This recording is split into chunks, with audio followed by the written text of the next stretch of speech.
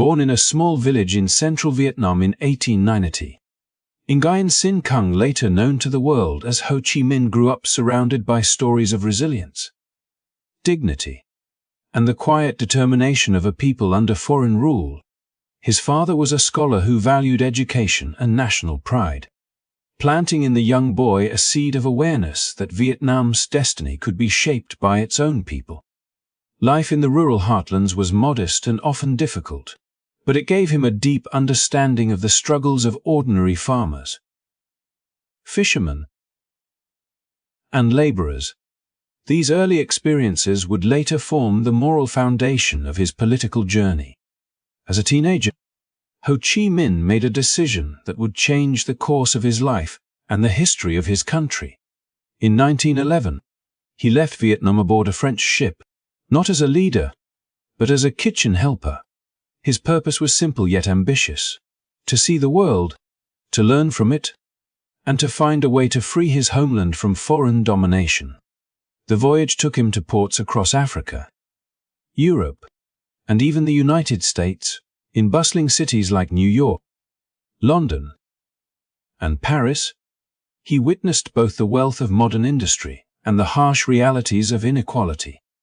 Living abroad exposed him to new ideas, especially the growing movements for self-determination, workers' rights, and social justice. In Paris during the aftermath of World War I, Ho Chi Minh encountered political thinkers, activists, and revolutionary literature that would leave a lasting impression. He read about the Russian Revolution, studied the works of Marx and Lenin, and joined groups advocating for colonial independence. The more he learned, the more he saw Vietnam's struggle as part of a much larger global fight against oppression. But Ho Chi Minh was not just absorbing ideas, he was actively building networks. He attended political meetings, wrote essays calling for freedom, and reached out to other activists from Asia and Africa. Each connection he made strengthened his vision of an independent Vietnam, a nation that could stand on equal footing with the rest of the world. His journey was not without hardship. Life as an immigrant worker and political outsider was filled with uncertainty and danger. Yet, these experiences only deepened his resolve. By the time he returned to Asia, Ho Chi Minh was no longer just a young man with questions, he was a man with a mission. The humble kitchen helper who had sailed away from Vietnam years earlier had transformed into a determined leader with a global perspective and a clear purpose. The seeds planted in his childhood had grown into a powerful conviction that freedom was worth any sacrifice, and that the destiny of a nation could be rewritten through courage, unity, and vision. If you have enjoyed this glimpse into the early life of Ho Chi Minh, there is so much more to explore in his remarkable journey. Make sure to like this video, subscribe to our channel, and turn on notifications so you do not miss the next chapter in this compelling story of determination and change. The years Ho Chi Minh spent abroad had opened his eyes to a world far larger than the rice fields and riverbanks of his childhood. He had seen the contrast between wealth and poverty, privilege and hardship, and he began to understand that Vietnam's struggle was not an isolated tragedy, it was part of a global system that allowed powerful nations to dominate and exploit weaker ones. In Paris, he immersed himself in debates that stirred the minds of the restless and the hopeful. Cafes were filled with smoke, chatter, and the clinking of glasses. But Ho Chi Minh listened more than he spoke, absorbing the arguments of socialists, labor organizers, and intellectuals who dreamed of a different future. He read newspapers and pamphlets in dimly lit rooms, often after long hours of work, and began to recognize that the plight of his people was mirrored in Africa, in India, and in other lands far from Vietnam. It was during these years that he encountered the works of Karl Marx and Vladimir Lenin, writings that would ignite a profound shift in his thinking. The language of class struggle, the vision of a society free from exploitation, and the idea that oppressed peoples could rise against their oppressors resonated deeply with him. He saw in Marxist-Leninist ideology not just a theory, but a map one that could guide Vietnam out of the shadows of colonial rule toward independence and self-determination. For him, this was not an abstract philosophy. It was a set of tools, strategies, and moral convictions that could be applied directly to the liberation of his homeland. The Russian Revolution of 1917 became a turning point. News of workers and peasants overthrowing a centuries-old monarchy to form a government claiming to represent the common people struck Ho Chi Minh like a lightning bolt. Here was proof that an oppressed population, united under a clear ideology, could seize its own destiny. The Bolsheviks had shown that victory was possible against a far stronger regime, and their success suggested that colonial peoples too could rise and win. The revolutionary ideas coming from Moscow became, in his, a living example of how theory could become action, and how action could change the world. In the early 1920s, Ho Chi Minh became increasingly active in political circles aligned with these beliefs. He joined the French Communist Party, not as an act of loyalty to France, but as a way to connect with a network of people committed to dismantling the structures of exploitation worldwide. The party was one of the few political organizations in Europe willing to openly support the independence of colonized nations. Through party meetings, congresses, and international conferences, he began to articulate a vision of Vietnam's freedom that was tied to the liberation of oppressed peoples everywhere. He spoke not only as a Vietnamese patriot, but as a member of a broader global movement. For Ho Chi Minh, Marxism-Leninism provided more than just rhetoric. It offered a practical framework for building a movement. It emphasized the organization of workers and peasants, the creation of disciplined leadership, and the need for political education. In Vietnam, where the majority of the population were farmers bound by tradition and poverty, these ideas held transformative potential. He believed that by raising political consciousness among the masses and uniting them under a clear program, they could become the driving force of change. Colonial rulers could control individuals, but they could not withstand an organized and determined people. The more he studied and traveled, the more convinced he became that Vietnam's independence could not be won through petitions or appeals to moral conscience alone. The colonial powers had built their empires on economic and military strength, and they would not simply hand over freedom because it was requested.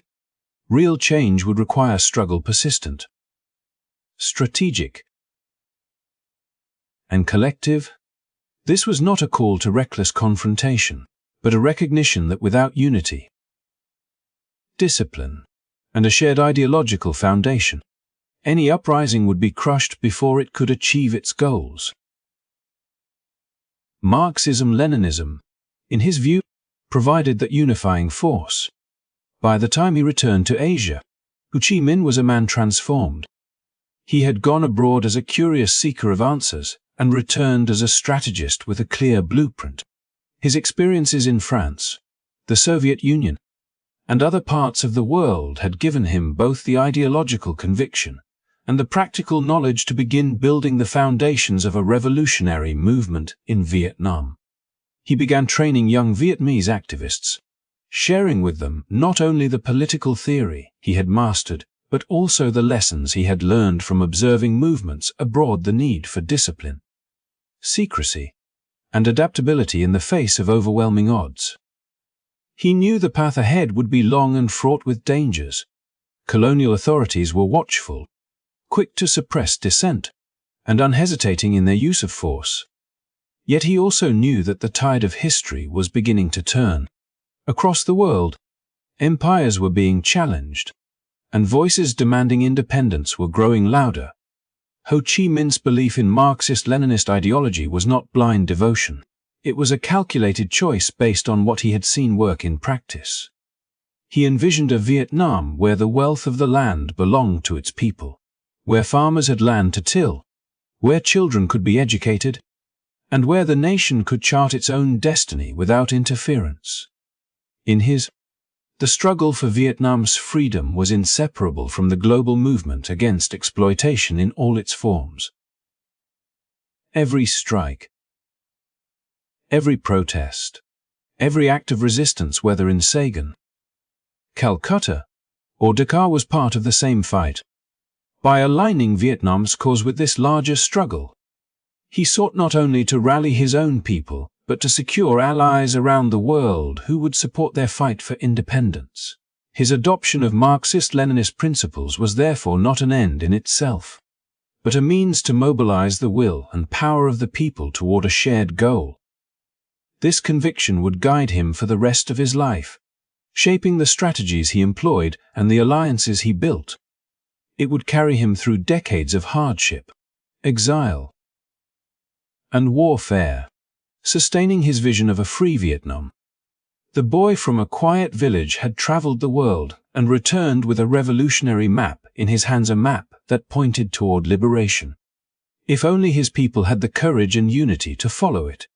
And as history would later show, they did. By the late 1920s, Ho Chi Minh's years of study, travel, and political engagement had crystallized into a clear sense of purpose. He had absorbed the lessons of global revolutionary movements, seen the necessity of uniting workers and peasants under a disciplined leadership, and understood that without an organized political body, Vietnam's dream of independence would remain only that, a dream. The scattered uprisings that had taken place over the decades in his homeland were acts of courage, but they lacked coordination, strategy, and the ideological foundation needed to challenge the power of a modern colonial system, who knew that to succeed, the struggle would have to be brought under one banner, guided by a single vision, and built on the principles that had proven effective in other parts of the world. In those years, the political landscape of Vietnam was fractured. Nationalist groups operated in isolation from one another, their agendas often conflicting, their efforts easily infiltrated or crushed by colonial authorities. Some focused on petitions and negotiations, others on sporadic acts of resistance, but none had the structure or unity to mount a sustained challenge. Ho Chi Minh had seen this pattern before in other colonized nations, and he recognized that the first and most urgent task was to bring these disparate forces together into a single movement. His conviction was that Marxist-Leninist principles could provide both the ideological compass and the organizational discipline to achieve this unity. In early 1930, Ho Chi Minh called for a meeting in Hong Kong, then under British control, as a neutral ground where representatives of different Vietnamese revolutionary groups could gather in relative safety. The atmosphere was tense. The stakes were high. Many of those who came to the meeting had risked arrest, or worse, simply by traveling there. In the small, dimly lit room where they assembled, Ho spoke with a calm intensity that drew every eye and ear. He reminded them of the countless sacrifices already made, the villages burned, the lives lost, and the unfulfilled promises of reform from the colonial powers. He urged them to see beyond the divisions of party names and personal loyalties, to think not of their individual organizations, but of the greater cause they all shared, the liberation of Vietnam. It was in this charged environment that the decision was made to merge these revolutionary factions into a single entity, the Indochinese Communist Party. Ho Chi Minh was instrumental in shaping its founding principles, ensuring that they reflected both the realities of Vietnamese society and the broader strategies of the international communist movement. The new party's program was bold yet clear: to overthrow colonial rule, to establish a government truly representing the people, to redistribute land to those who worked it, to improve the lives of workers and peasants, and to unite all who were willing to fight for freedom, regardless of class or religion. The formation of the Indochinese Communist Party was not simply a political rebranding. It was the creation of a new center of gravity for the independence movement.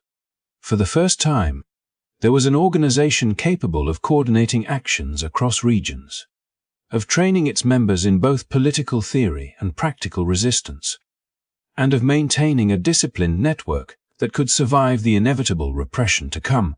Ho's experience abroad had taught him that without such a structure, even the most passionate movements could collapse under pressure.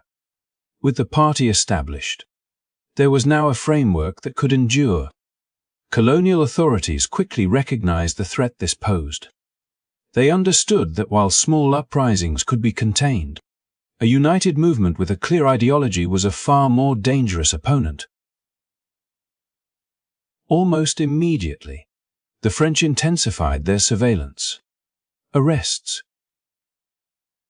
and censorship. Many early members of the party were imprisoned, exiled, or executed. Yet, as Ho had anticipated, the disciplined nature of the organization allowed it to adapt and persist. Cells were reformed, messages were smuggled across borders, and the party continued to operate even under the harshest conditions. For Ho Chi Minh, the creation of the Indochinese Communist Party was more than a tactical achievement, it was a moral victory. It showed the people of Vietnam that unity was possible, that their struggle was no longer a series of isolated sparks but a growing fire. He took great care to ensure that the party's leadership remained connected to the realities of rural life, regularly seeking reports from villages and listening to the grievances of farmers and laborers. The goal was not to impose an ideology from above, but to merge the aspirations of the people with a revolutionary program that could make those aspirations real. This approach gave the party a legitimacy that purely intellectual or urban-based movements often lacked. It was rooted in the soil of Vietnam itself, in the daily lives of those who toiled in the fields and factories. Its leaders, many of whom came from humble backgrounds, spoke in the language of the people, not in the abstract jargon of foreign politics. And at its center stood Ho Chi Minh, a man who had seen the world but had never forgotten his village roots, who could move seamlessly between discussing global strategy with international allies and sharing a simple meal with farmers in the countryside. The establishment of the Indochinese Communist Party marked the beginning of a new phase in Vietnam's struggle for independence. It was a declaration that the fight would no longer be waged in fragments but as a coordinated, determined effort with a clear direction. It was also a statement to the colonial powers and to the world that Vietnam's aspirations for freedom were not a fleeting desire but a sustained movement grounded in both national pride and a global vision of justice. In the years that followed, the party would face enormous challenges, crackdowns, betrayals, and the brutal realities of resistance, but the foundation laid in that small meeting room in Hong Kong would endure. It gave the Vietnamese people a political home, a rallying point, and a set of principles that could guide them through the long and arduous path ahead. For Ho Chi Minh, this was the realization of a central lesson from his years abroad, that the liberation of a nation begins with the organization of its people, and that once such an organization exists, the dream of freedom moves from the realm of hope into the realm of possibility. By the time Ho Chi Minh emerged as the recognized leader of the Vietnamese independence movement, the foundations he had helped lay through the creation of the Indochinese Communist Party were already bearing fruit. The networks of activists, the cells of trained organizers, and the political consciousness that had been nurtured in villages and towns across the country were now ready to be mobilized on a scale Vietnam had never seen before. The French colonial administration still held the levers of power. Its soldiers patrolled the streets. Its officials controlled the flow of goods and information, and its laws silenced dissent, but the ground beneath their authority was shifting. The people, once fragmented in their resistance, were beginning to see themselves as part of a single, united struggle. Ho Chi Minh's leadership style was unlike that of many political figures of his time. He did not merely dictate orders from a distance. He immersed himself in the movement at every level. He understood that to inspire action, one had to be seen, heard, and trusted, traveling in secret, often under assumed identities to evade colonial surveillance. He moved between rural villages and urban centers, meeting with party members, listening to their concerns, and encouraging them to see their local struggles as part of the larger fight for national liberation. His presence carried a quiet authority not through displays of power, but through his ability to speak plainly, to connect ideological principles to the hardships people faced in their daily lives, and to remind them that their sacrifices would not be in vain. The global context of the late 1930s and early 1940s gave new urgency to the resistance. The outbreak of World War II destabilized the colonial order. When Japan occupied Vietnam in 1940, the French administration remained in place under Japanese supervision, creating a situation in which two foreign powers were present on Vietnamese soil. For Ho Chi Minh, this was both a danger and an opportunity. The occupation intensified the suffering of the Vietnamese people, with heavy requisitions of rice leading to devastating famine. But it also weakened the colonial grip and created cracks in the system that a well-organized movement could exploit.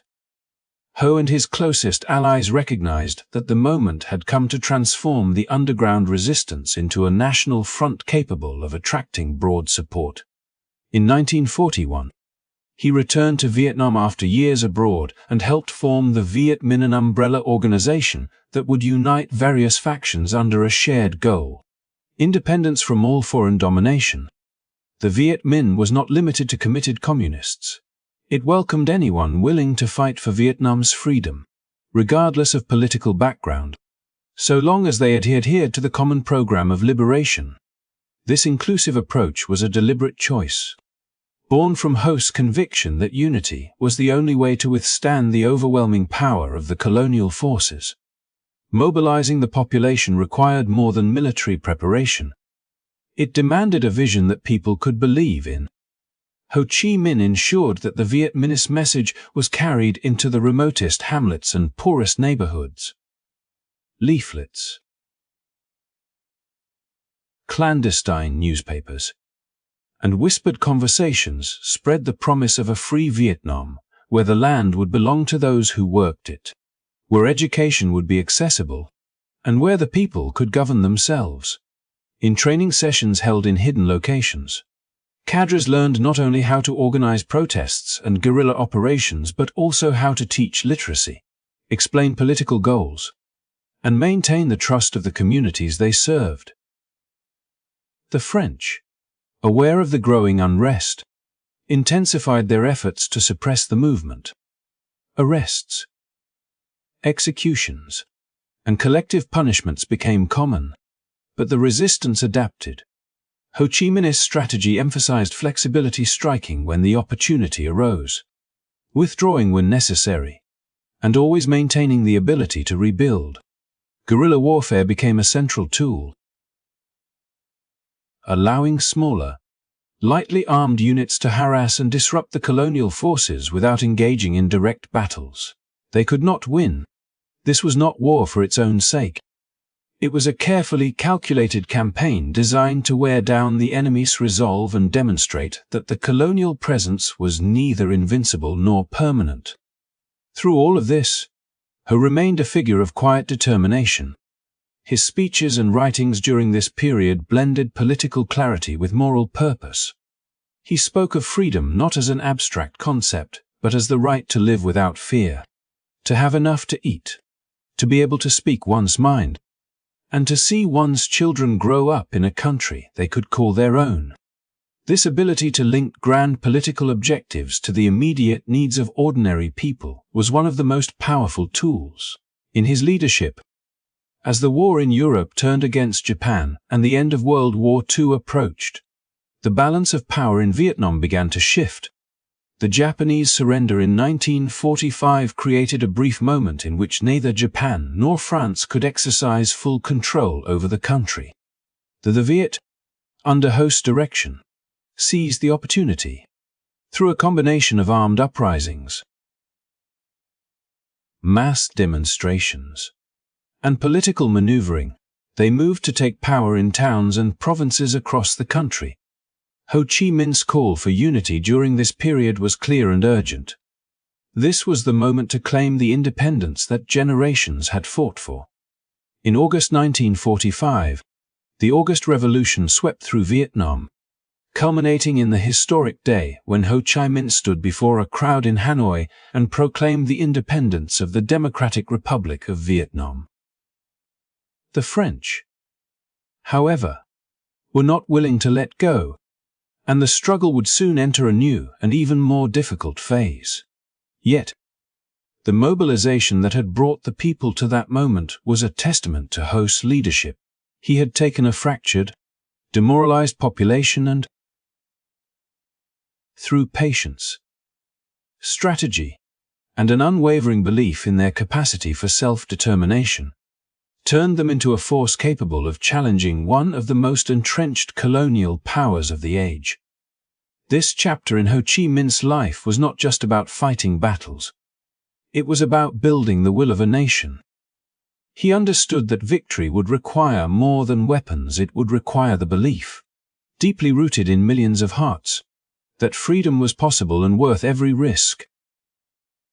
That belief, once ignited, would continue to burn long after the first proclamation of independence, carrying Vietnam forward through years of further struggle toward the future he had envisioned.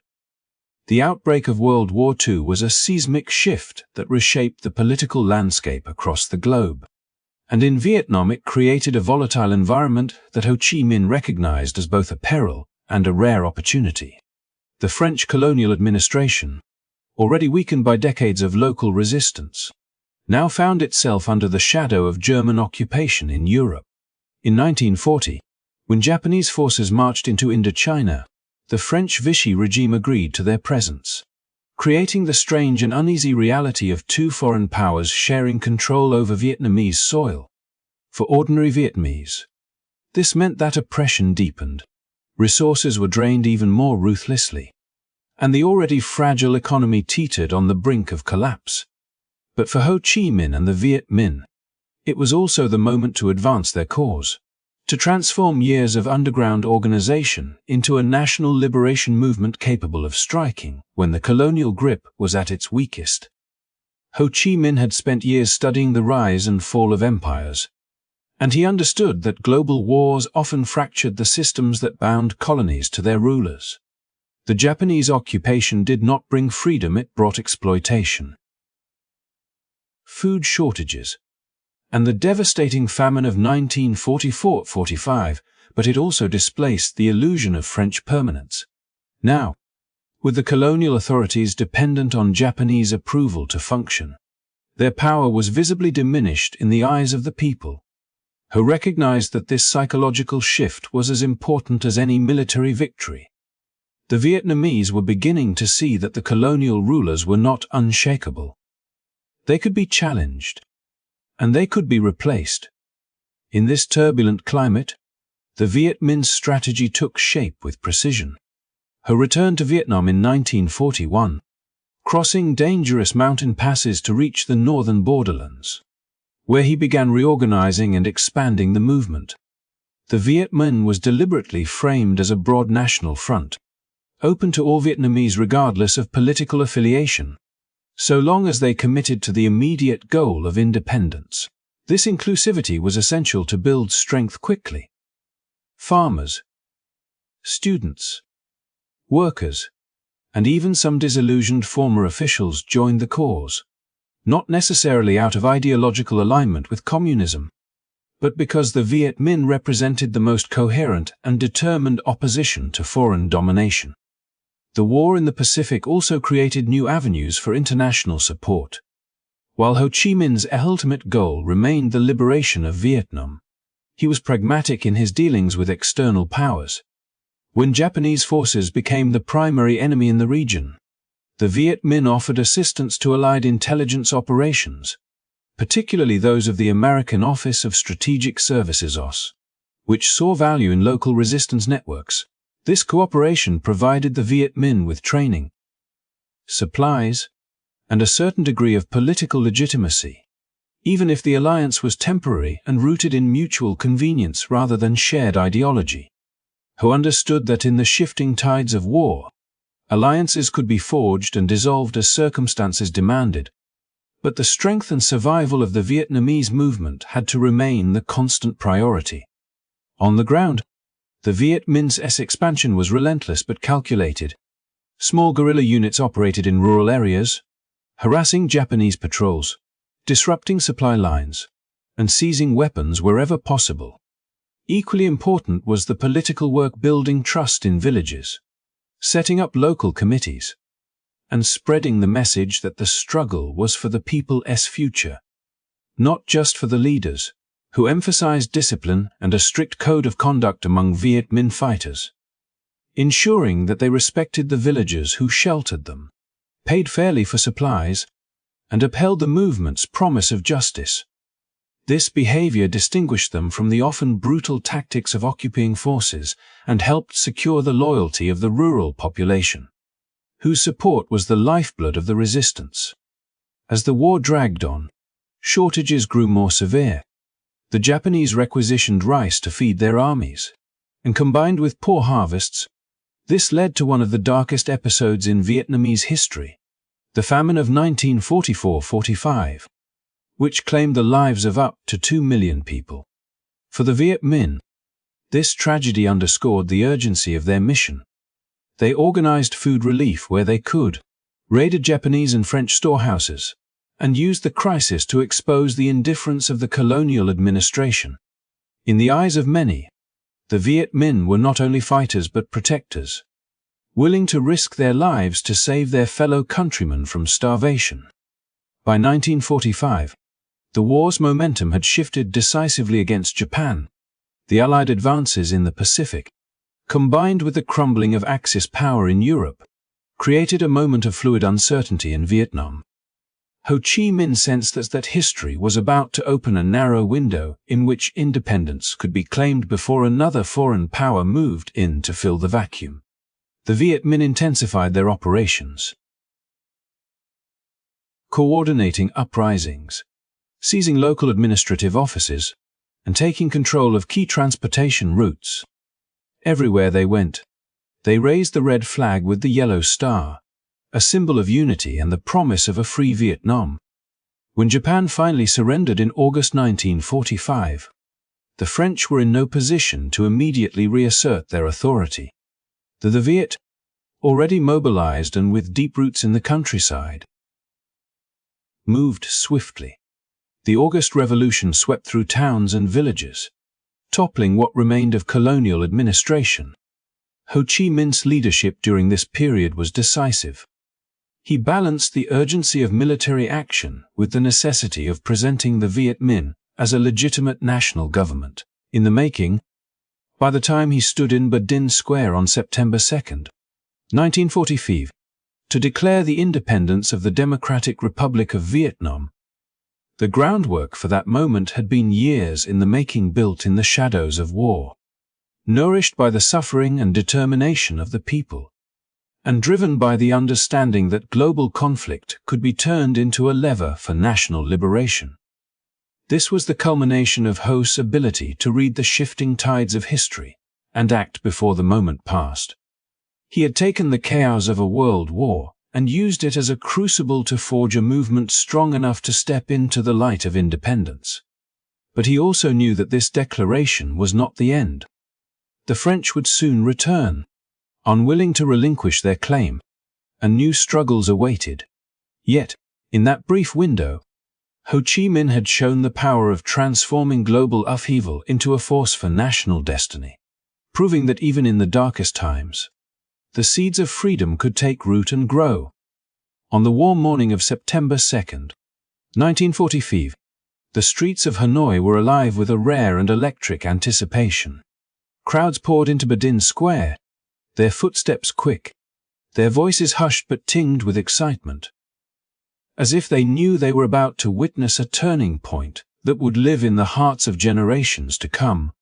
Vietnam had endured decades of foreign rule, and now, after years of struggle, sacrifice, and unity in the face of hardship, there was a glimmer of hope that the tide had finally turned. The Viet, under Ho Chi Minh's leadership, had spent years building an unyielding network of fighters, workers, and intellectuals who shared one dream: a free Viet. Now that moment had arrived. As the sun climbed higher, the vast crowd turned its attention to the small, wiry figure who stepped forward onto the podium. Ho Chi Minh's face, worn yet resolute, carried the weight of decades of resistance and the hopes of millions.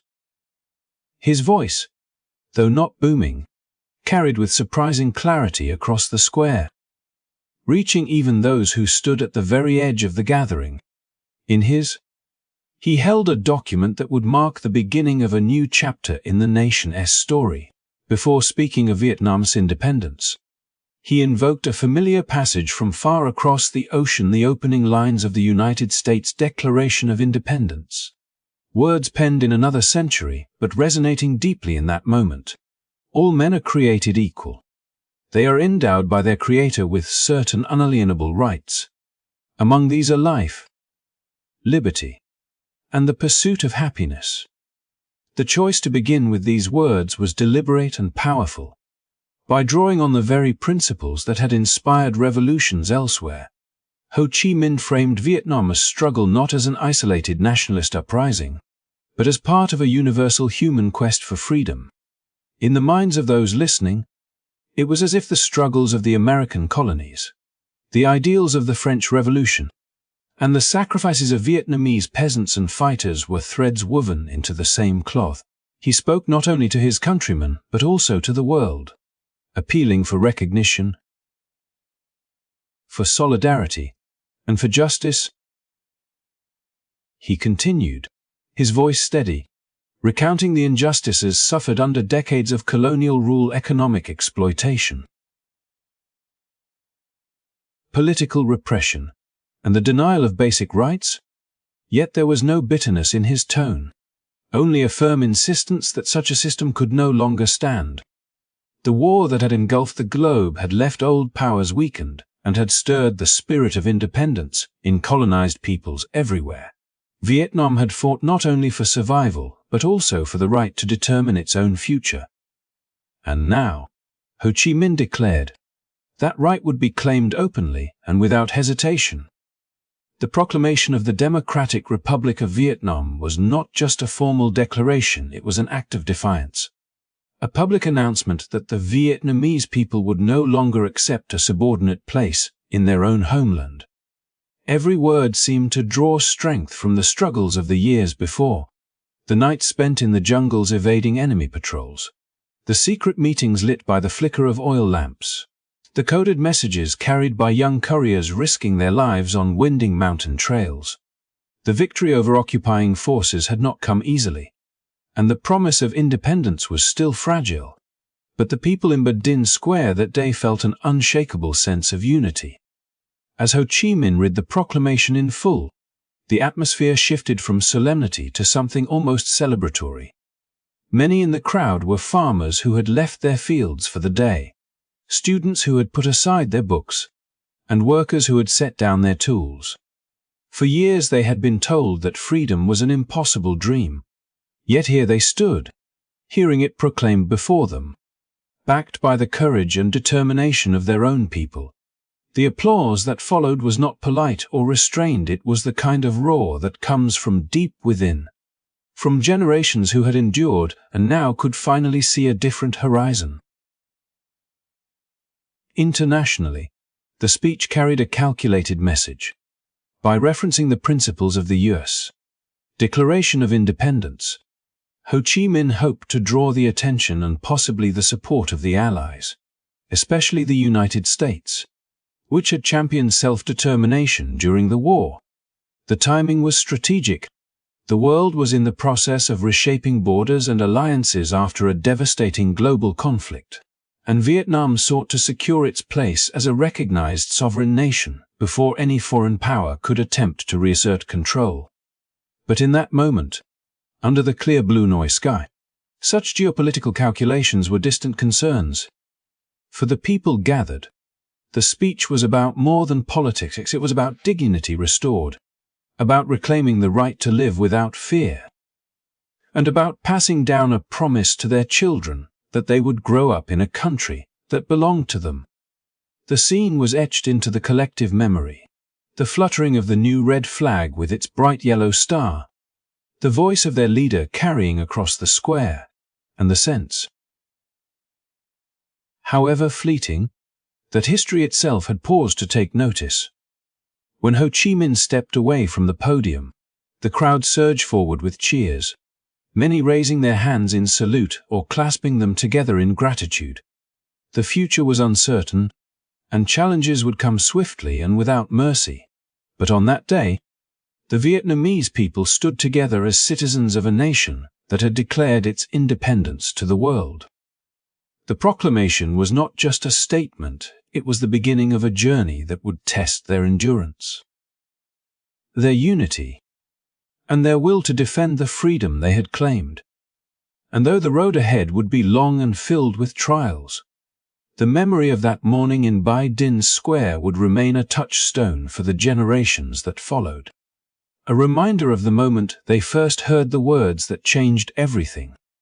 When France sought to reassert its colonial authority over Vietnam after the turmoil of World War II, the aspirations for independence that had been ignited among the Vietnamese people faced their most formidable challenge yet. The years that followed Ho Chi Minh's declaration of the Democratic Republic of Vietnam were marked by relentless tension, with the Viet Minh navigating a precarious balance between diplomacy and the growing inevitability of armed conflict. Initially, there were attempts to negotiate, but the deep-rooted desire of the Vietnamese to shape their own destiny clashed with France's determination to restore its influence. This friction steadily eroded any prospect of peaceful compromise, and skirmishes began to unfold in villages and towns across the country. What started as isolated confrontations soon evolved into a coordinated resistance, with the Viet Minh drawing upon the discipline, resilience, and networks they had built during the global conflict. The early stages of the armed struggle were marked by resourcefulness rather than overwhelming force.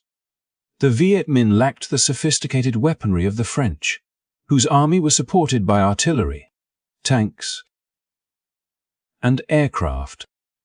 Instead, they relied on mobility, intimate knowledge of the terrain, and the ability to blend with local communities. In the dense forests, along winding rivers, and across rugged mountains, small units carried out swift attacks before disappearing into the landscape. Villagers became silent participants in the resistance, offering food, shelter, and information, turning the countryside into a living shield for the fighters. Every victory, no matter how small, carried symbolic weight, bolstering morale and proving that determination could chip away at even the mightiest force. As the conflict deepened, France found itself grappling with an enemy that refused to fight on conventional terms.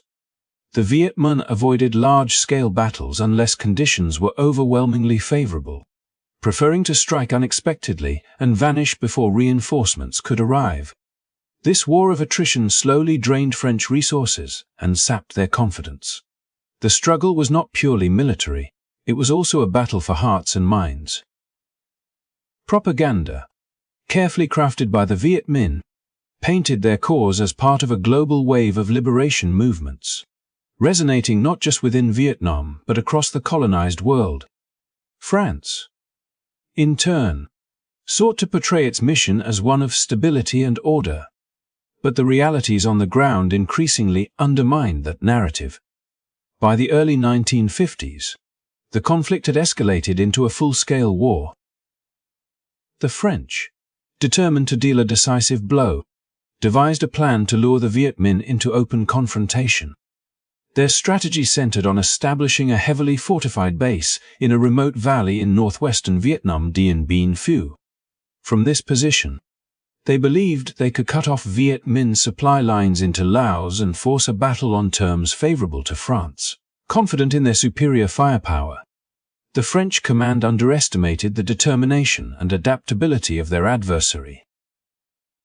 The valley, surrounded by hills, seemed an ideal fortress. But it would become a trap. For General Vo Nguyen Giep, the Viet Minh's brilliant strategist, Dien Bien Phu was an opportunity to deliver a decisive blow. The challenge was immense, moving heavy artillery through nearly impassable mountains in secrecy, and positioning them to rain fire upon the entrenched French positions. Thousands of soldiers and civilians labored night and day, using sheer human strength and rudimentary tools to haul the guns into place. Ingenious camouflage concealed their efforts from French reconnaissance. By the time the French realized the danger, the Viet Minh had already encircled the valley with a network of fortified positions. The battle began in March 1954 with a relentless artillery barrage that shattered the French airstrip and made resupply by air perilous. Trenches and tunnels snaked closer to the French lines, allowing the Viet Minh to advance under cover. Each French strongpoint was systematically isolated and overrun in fierce, close-quarters fighting. The once confident defenders found themselves cut off, their ammunition dwindling, their wounded piling up with little hope of evacuation. Rain turned the battlefield into a quagmire, adding to the misery. For 56 days, the struggle raged. The French forces, outnumbered and outmaneuvered, fought with courage but faced an enemy that had transformed the surrounding hills into unassailable positions. Morale within the garrison collapsed as food ran low and medical supplies were exhausted. Every attempt at reinforcement failed, and the skis, once under French control, became dangerous corridors patrolled by Viet Minh anti-aircraft fire. The psychological strain of constant bombardment wore down even the most seasoned soldiers. In May 1954, the final French positions fell. The surrender at Dien Bien Phu was more than just a military defeat, it was a seismic shift in the global struggle against colonial rule. News of the victory electrified liberation movements around the world, proving that a determined and organized resistance could topple a colonial power. For Vietnam, it marked the end of one chapter and the beginning of another, as negotiations in Geneva soon followed, shaping the nation's future in ways that would lead to new challenges and conflicts. The road to Dien Bien Phu had been paved with years of sacrifice, ingenuity, and an unyielding belief in independence. The victory was not just a testament to military strategy, but to the collective will of a people who refused to accept subjugation. It became a symbol, etched in the memory of the nation, of what could be achieved when unity, perseverance, and vision converged in the face of overwhelming odds. As the dust of Dien Bien Phu settled and the echoes of victory reverberated across Vietnam, the reality of a divided nation began to take shape. The Geneva Accords of 1954 sought to draw a line, both on the map and in ideology, splitting the country into a communist-led North and an anti-communist South, with a promise of nationwide elections that never came to pass. In the North, Ho Chi Minh and his government pressed forward with building a socialist society, seeking to transform land ownership, education, and governance. But beyond Vietnam's borders, the global currents of the Cold War were intensifying, and Ho's leadership, firmly rooted in Marxist-Leninist principles, stood in direct contrast to the worldview of the Western powers, especially the United States. This ideological gulf was not merely about governance but about competing visions for the future of humanity, each side convinced of the righteousness of its cause. In Washington, policymakers watched events in Vietnam with a sense of growing alarm, seeing the North's consolidation of power not as an isolated development but as another piece in a global puzzle they believed was being assembled in Moscow and Beijing. The prevailing domino theory suggested that if one nation in Southeast Asia fell under communist leadership, others would soon follow. To the American political establishment, Ho was not primarily a nationalist leader seeking Vietnamese independence, but a committed communist aligned with forces they viewed as threatening to the balance of global power. This perception hardened attitudes, framing the unfolding conflict not as a local struggle for unity, but as a front in the broader ideological contest between East and West. Ho Chi Minh, however, saw the situation through a different lens. For him, the Vietnamese Revolution was first and foremost about national liberation, throwing off foreign control and creating a society that served the needs of the people. Yet, having spent years in the political circles of Paris, Moscow, and Beijing, he understood well the language of socialism and the strategic value of aligning with communist allies. The Soviet Union and China offered material support, political recognition, and ideological solidarity, resources that were indispensable to the survival of the fledgling Democratic Republic of Vietnam. To Ho, these relationships were tools for independence, even as they deepened Western suspicions. As the 1950s gave way to the 1960s, the ideological standoff grew sharper. In the South, the government of Ngo Dinh Diem, backed heavily by the United States, rejected the idea of reunification under Ho's leadership. Diem's regime was marked by political repression and an unwillingness to allow free elections that might favor the North. To many in the South, particularly rural peasants facing economic hardship, the promises of land reform and self-determination emanating from Hanoi had an undeniable appeal. This sentiment, combined with the North's support for insurgents in the South known collectively as the National Liberation Front, created a simmering conflict that was increasingly difficult for outside powers to ignore. In the halls of the U.S. government, the decision to deepen involvement in Vietnam was framed as a matter of strategic necessity. Advisors argued that abandoning South Vietnam would not only betray an ally but also embolden communist movements across Asia. Yet, to Ho and his comrades, American involvement was simply the latest chapter in a long history of foreign interference. Another obstacle to be overcome in the struggle for self-determination.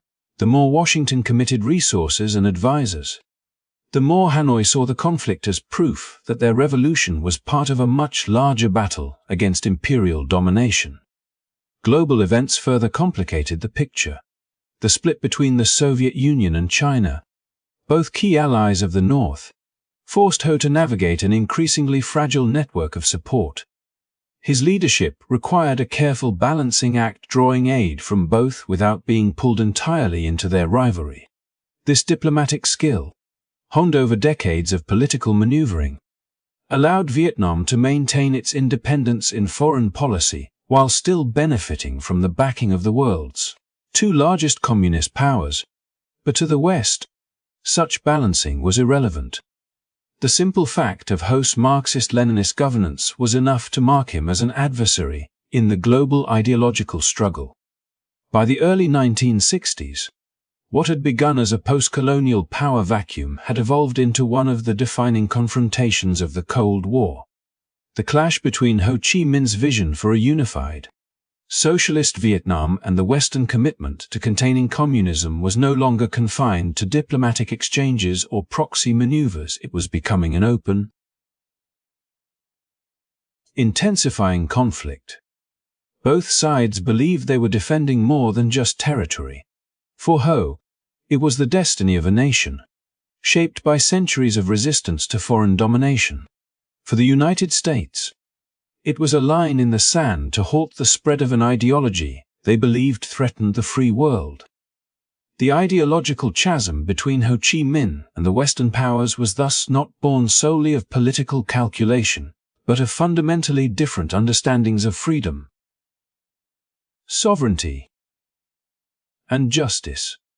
Ho's brand of communism was inseparable from his nationalism, a fusion that made him both an icon of liberation in the eyes of many and a dangerous figure to those who saw the Cold War as a zero-sum game. In this collision of worldviews, compromise was elusive, and the path ahead promised not peace but escalation. From the quiet corridors of diplomatic missions to the dense jungles where guerrillas prepared for battle, the stage was set for a conflict that would draw in global powers, reshape alliances, and leave an indelible mark on the 20th century. The struggle was no longer just for Vietnam, it had become a struggle over the very definition of freedom in a divided world. With Ho Chi Minh standing at the center of the storm, unwavering in his belief that history was on his side. Through the long and tumultuous decades that shaped the destiny of Vietnam, Ho Chi Minh emerged not merely as a political leader, but as a living embodiment of the anti-imperialist struggle, a figure whose presence seemed to channel the collective will of a nation yearning for dignity, self-determination, and unity. His life's journey intertwined seamlessly with Vietnam's own story. From the shadows of colonial domination to the harsh light of prolonged conflict, and in the eyes of millions, his weathered face came to represent endurance, sacrifice, and unyielding hope. He was not a distant ruler hidden behind palace walls. Rather, he was a man who walked among the people, speaking in simple words yet carrying ideas that could inspire entire generations. For farmers in the rice paddies, for laborers in the crowded towns, for students dreaming of a future free from foreign domination. Ho was a constant reminder that their struggles were part of something greater, a shared destiny that stretched from the smallest village to the highest levels of international politics. Through years of war, hardship, and unimaginable loss, whose image remained a unifying force. His speeches, often delivered in a soft, steady tone, carried the conviction that Vietnam's liberation was not only possible but inevitable.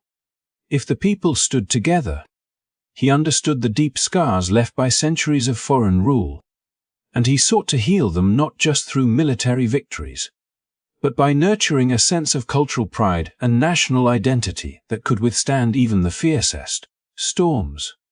It was this belief in unity, as much as his strategic skill, that enabled him to hold together a movement facing overwhelming challenges. The decades were not kind to Vietnam. From the struggle against colonial powers to the confrontation with the world's most formidable military force, the road was paved with sacrifice. Villages were destroyed, families torn apart, and generations grew up knowing little but conflict.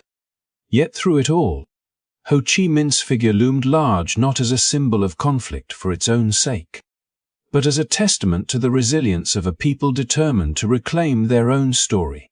Even in the most trying times, when defeat seemed a breath away, the thought of surrender never found fertile ground in his words or actions. Instead, he spoke of perseverance, of the long view of history in which the hardships of the present would one day give way to the rewards of freedom. His ability to unite Vietnam was not rooted solely in ideology. Ho was a master at weaving together different strands of society: nationalists, peasants, intellectuals, and workers into a cohesive movement. He recognized that victory would require more than weapons.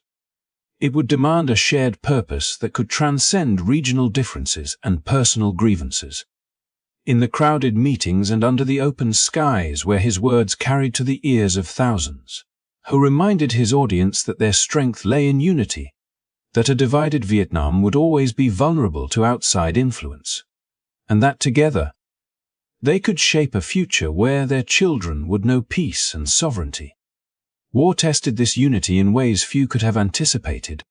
International politics brought shifting alliances, and ideological divides across the globe placed Vietnam at the center of a much larger contest for influence and power. Yet Ho managed to navigate these treacherous waters with a calm sense of purpose. To his supporters, his leadership offered a compass in the chaos, a reassurance that even as the world's great powers pulled in opposing directions, Vietnam's course remained fixed on independence.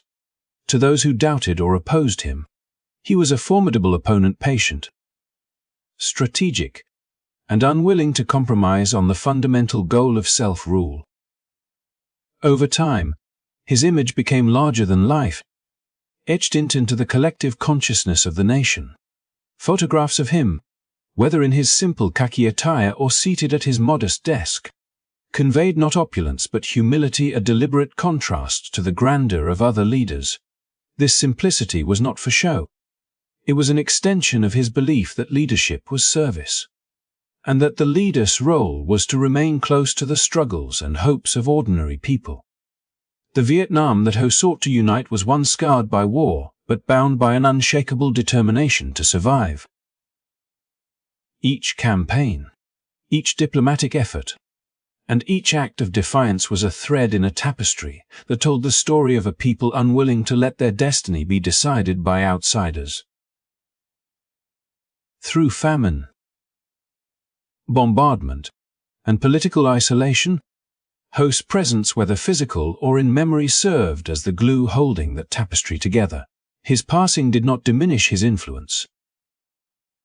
If anything, it solidified his status as the enduring face of Vietnam's long road to freedom.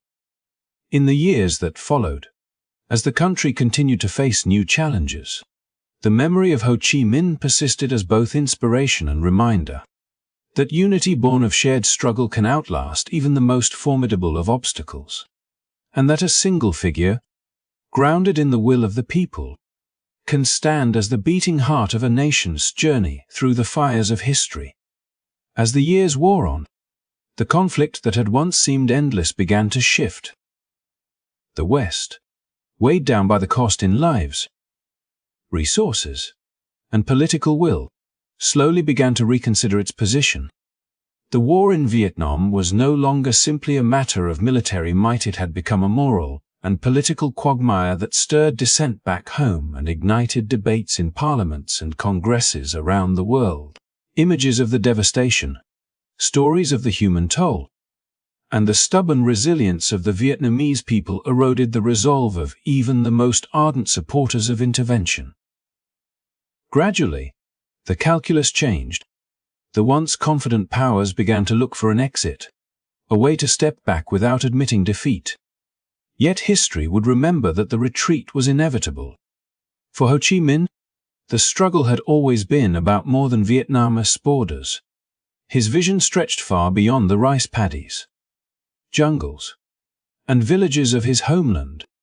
He became a figure whose influence rippled across continents. Nationalists in Africa, inspired by his steadfastness, saw in his example a path toward casting off the chains of colonial rule.